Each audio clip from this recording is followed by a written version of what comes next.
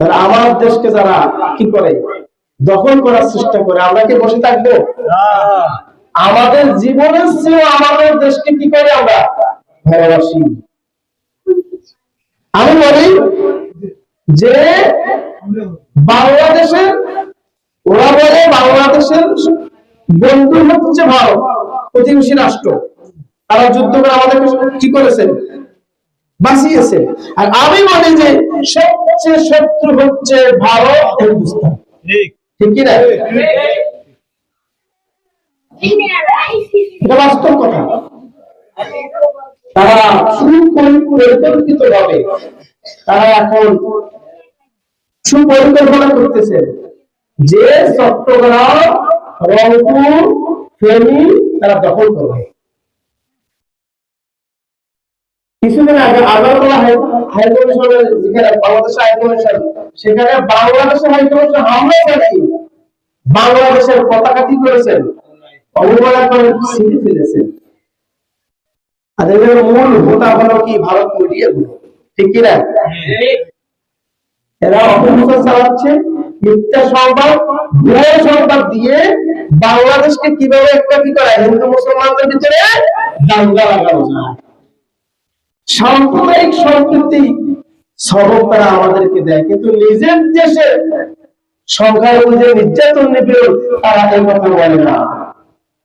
সম্প্রতি কলকাতা মমতাজি বলছেন যে বাংলাদেশের মোদীকে বলছে যে মোদী আপনি বাংলাদেশে কি পাঠান?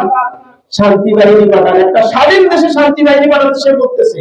আমরা বলি মমতা ব্যানার্জি আপনার এত কি এদেশে সেনাবাহিনী আছে, র্যাব আছে, পুলিশ আছে, নৌবাহিনী আছে, এখানে শান্তি বাহিনী লাগবে কেন?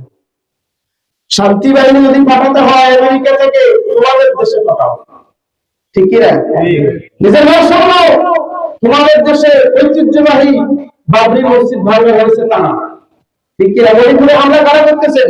তারাই। সরকারের উপর নির্যাতন কারা করতেছেন? তারাই।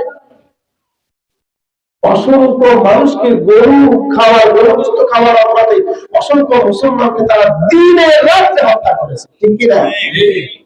নিজের দেশের খবর নাই, আরেক দেশের সংখ্যালঘুদের নিয়ে তারা কথা বলে।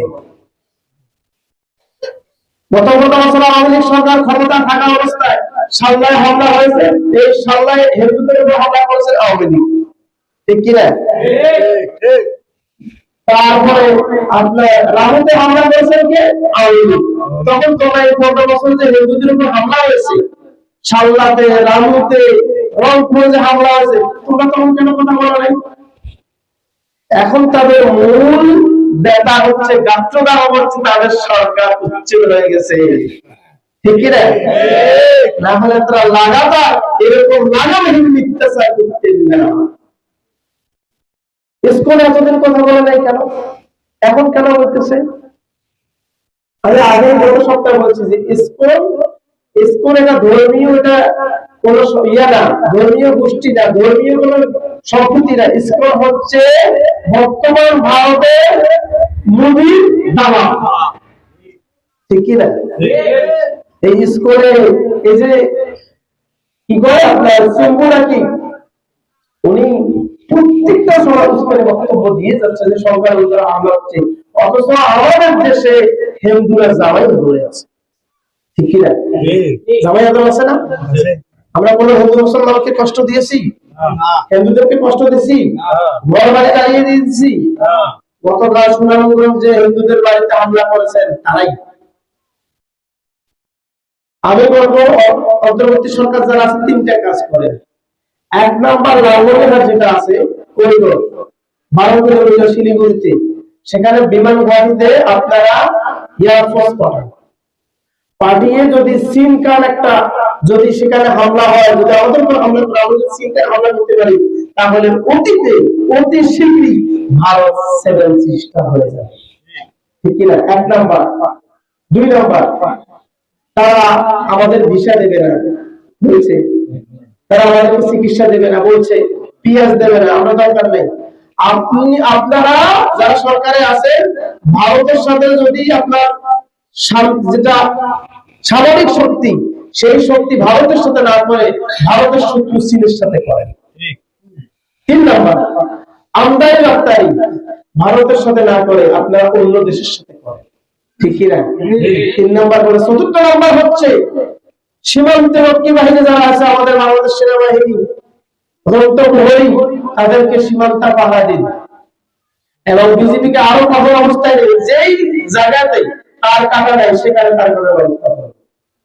ফেনীতে এক যুবককে নিয়ে তারা কি করেছেন, গুলি করেছেন, হেলালের হত্যা এখনো হয়। আমরাও কি করবো সেখানে যারা প্রত্যেকটা স্কুল কলেজে যুদ্ধের জন্য প্রস্তুতি গ্রহণ করবে, আমরা আমাদেরকে মারবে আর আমরা বসে থাকবো? আমরা কখনো তাদেরকে বলছি যে আমরা যুদ্ধ করব?